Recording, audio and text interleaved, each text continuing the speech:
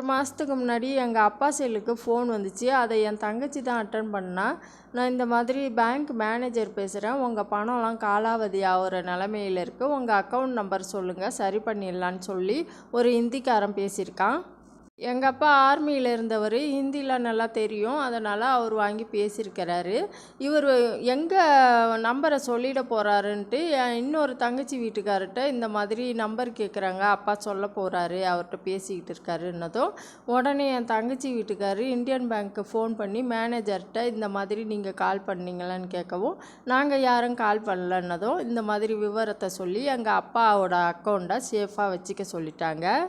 மறுபடியும் எங்கள் அப்பா சொல்லாதன்ட்டு என் தங்கச்சி எவ்வளோ ஃபோன் பண்ணியும் அவர் நம்பரை சொல்லவும், மறுபடியும் என் தங்கச்சி வீட்டுக்காரர் ஏங்க இந்த மாதிரி பண்ணுறீங்க, அது மாதிரிலாம் சொல்லாதீங்க, நான் பேங்க் மேனேஜர்கிட்ட பேசிட்டேன், தப்பான ராங் கால் வந்திருக்குன்ட்டு வீட்டுக்கு சொல்லவும் தான் எங்கள் அப்பா அமைதியானார்.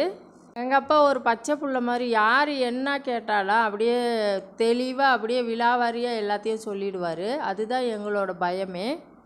உடனே ஒரு ஆள் அனுப்பி என் தங்கச்சி வீட்டுக்கார் பேங்க்கில் உள்ள பணத்தெல்லாம் வேறு டெபாசிட் பண்ணியாச்சு, வேறு ஒரு இதுக்கு அக்கௌண்ட்டுக்கு. நம்ம கஷ்டப்பட்டு ரொம்ப வேர்வை சிந்தி குருவி சேர்க்குற மாதிரி சேர்த்து வச்சா அதை அடிச்சுக்கிட்டு போகிறதுக்காகவே இந்த மாதிரி கும்பல் நிறையா அலையுது. அதனால் நம்ம தான் நம்மளை பார்த்துக்கணும். எங்கள் அப்பா மாதிரி நிறைய பேர் இருக்காங்க உண்மை விளம்பிக.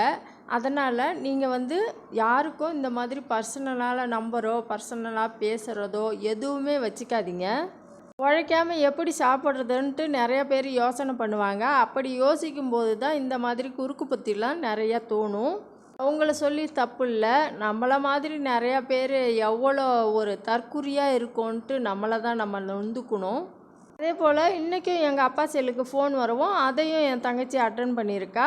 ஹிந்திக்காரன் தான் பேசியிருக்கான். பேங்க் மேனேஜர் பேசுகிறேன், அக்கௌண்ட் நம்பர் சொல்லுங்கன்ட்டு உடனே திட்டி விட்டா கண்ணாப்பண்ணான்ட்டு. அவன் என்ன நினச்சான்னு தெரில, பயந்து போய் உடனே வச்சிட்டான்.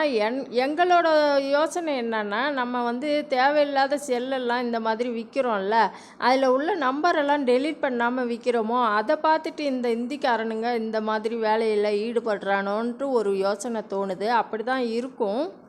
நம்ம மொபைல்லாம் விற்கிறோன்னா அதில் உள்ள நம்பரெல்லாம் டெலீட் பண்ணிவிட்டு வைங்க. முக்கியமாக இந்திக்காரங்க தான் அந்த மாதிரி மொபைல்லாம் வாங்க நிறைய பேர் வராங்க எங்கள் ஏரியாவுக்கு. அதில் உள்ள நம்பரை வச்சு நம்மளை பிளாக்மெயில் பண்ணுறாங்களா என்னான்னு தெரில, அப்படி தான் எனக்கு தோணுது.